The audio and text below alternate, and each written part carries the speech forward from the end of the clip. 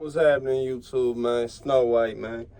Listen, while I'm working on these projects here, this sample pack and whatnot, and I'm finishing up this current EP, which I'm debating on whether I want finished already, because it was supposed to be something small, the Snow White Volume 1.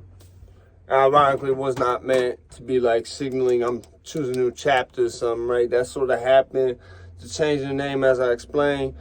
I had been thinking about changing my name. Actually, like, I knew I was going to eventually, and I just needed to find something to do it to. Because, like I said, there was a woman, still is alive, I believe, used to rhyme with Lil Jon back in the day. This is back in the early, mid-90s, named China White. And I believe the white was spelled W-H-Y-T-E in her case.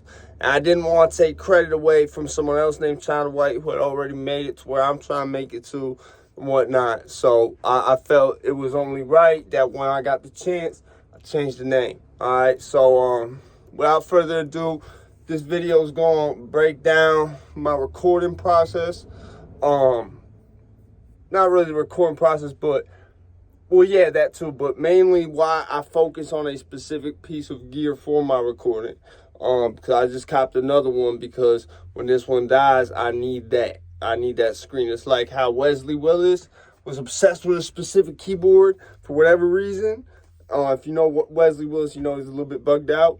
That's how I'm about this, the Tascam DP series, the Digital Recording Studio series. Just quick overview. The model before this was the DP32sd. It was basically a CD data operated version of this. It looked identical.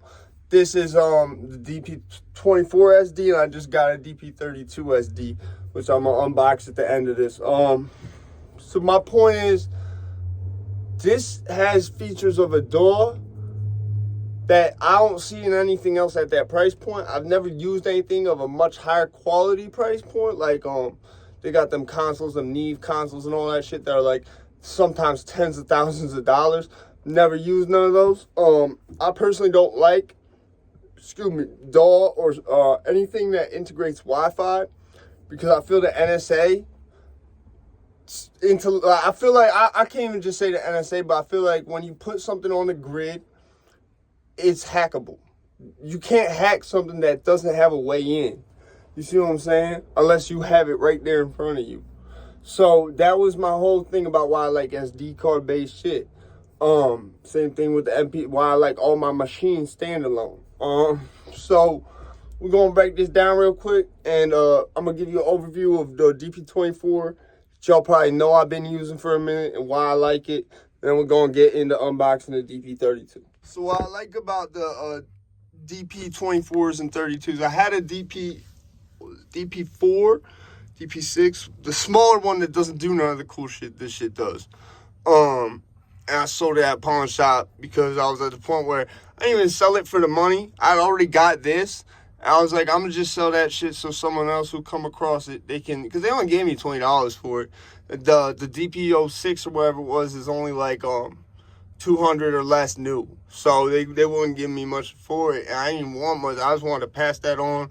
Cause I noticed that they was lacking in they pro audio shit, but they had some of it. So I was like, yo, if I put this in there, someone can then go make their own little studio if they want.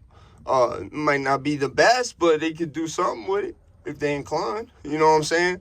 So I like this because this button right here.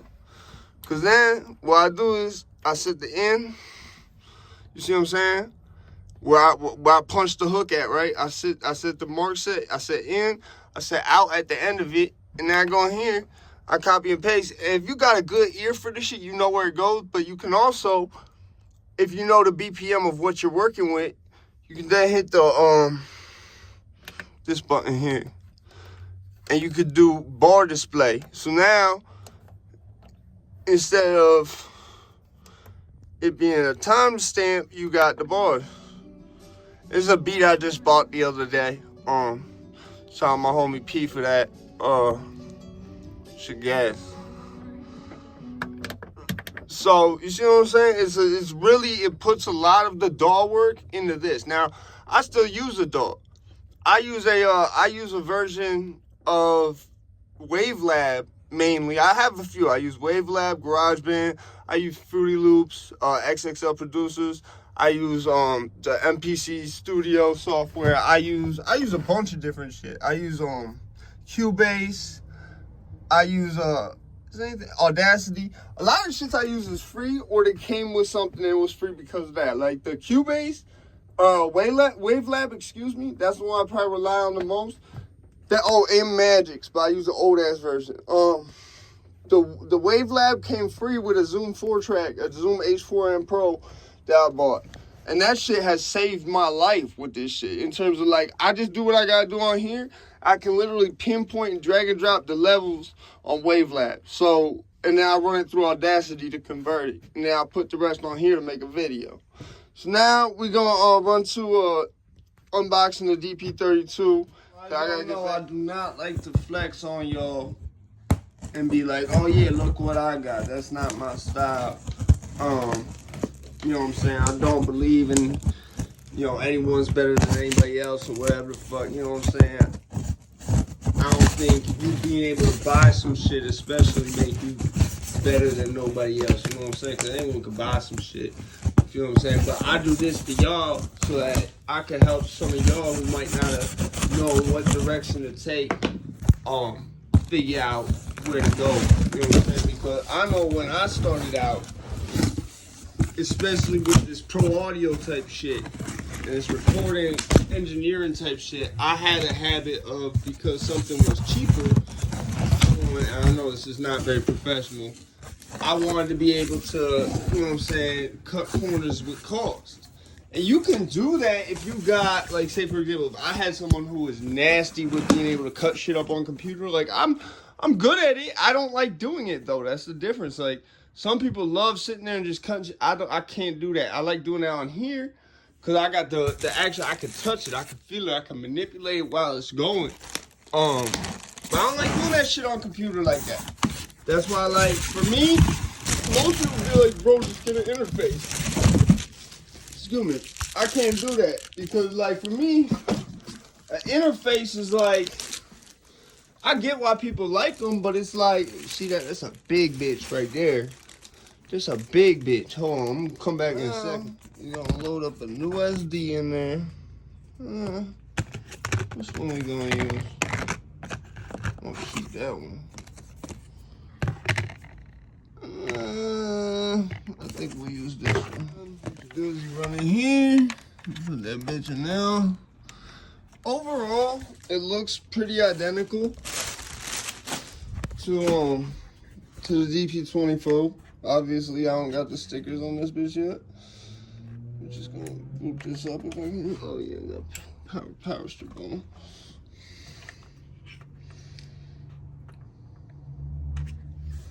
I just want to make sure it booted up because it was sitting out in the rain the other day. I was like, oh no. But nah, it's alright. It's working. So I want me to format. Run through here. Oh, that's that fresh clickiness. Quick format, yeah. So yeah, this is you know what I'm saying? I like this because I like being able to physically manipulate the shit. I know, and when you're mixing down on board, it makes it a lot, for me at least, a lot easier. I know a lot of people, I think it's because I have guitar background. A lot of people I've heard who, like, that's how they, got their music theory or whatever, who actually have music theory knowledge and whatnot. They, and it comes from guitar, they like me, we like to, for example, with synths, I don't like keys. I like module type shit where it's like, because it's like with a fretboard, especially on something like a PRS, the fret markings are they're like designed so that, like on PRS, it's the whole point of Seagulls is that no two of the fret markers are really alike till you reset at the 12th fret, and then the scale starts all over, and at that point they're like smaller. You could tell, like at least on mine, that it's the same Seagull but it's smaller. You see what I'm saying? For those of you who know guitar, that's why on a standard fret marking with the dots, it's 2 dots at the 12th fret because that's where it restarts at. So yeah, like I said, my goal with this is so that y'all can get a better understanding of how to maybe do some shit yourself. If the blueprint way that everyone try to show you ain't work, because that's what it was for me. Ain't no cookie cutter way to do this shit either. You see what I'm saying? Like, in terms of nowadays with rap music, you can't just be a rapper. You can't. I mean, you can if you got a label behind you. You gon' that's another thing too we're gonna talk about in this next video. Is, you know, is it all it cracks up to me? Do you want to be having a label deal? It's that, cause I see a lot of motherfuckers out here like I seen one dude from here, like, hashtag sign me Universal Records. I said, bro, do you know what you getting into with that? If you, you know, keep in mind, he don't have the look. It's a fucked up thing about music today. A lot of it's about the look. You know what I'm saying? I know motherfuckers, just because the way I look, motherfuckers don't remember me. Every shit I did, I don't even remember. They remember me, and they try to tell me about it. I'm like, I did that shit? Yeah, it was you. So, but like I said, I don't try to trash nobody. I don't try like I'm better than nobody, nothing like that. But I just be wanting to provide help to my community on here. You see what I'm saying? So, like I said, let's get them subs up. I promise the more we get past 100 and show that keep inclining steady, I got you. Alright? I'm gonna put them comments back. But y'all gotta be supporting, man. And look, I'm sorry about what I said about the foreign motherfuckers. I'm sorry. Look, I take that back. Just please, don't, there's levels to it. If you just commenting on some shit, it's like, yeah, this is what happened factually, that's cool, bro. But please don't put nobody naming no shit or nothing like that, because it reaches a point where you're not going to have to deal with the consequences like people over here is. You see what I'm saying? I understand, because I lost a sub after that. I don't know, I got people who support me in Canada. I feel I had to correct this. You see what I'm saying? So I took the videos down. I just felt like I had to explain to y'all where I was coming from, because I was getting mad, seeing a lot of shit happening where, like, it's like the same reason I don't comment on the videos of shit going on in Africa and shit, because I'm not knocking them people. You see what I'm saying? And I kind of get mad when I see, like, rappers over here trying to clown motherfuckers in Africa. Yo, you should be happy that them motherfuckers is getting where they're going now.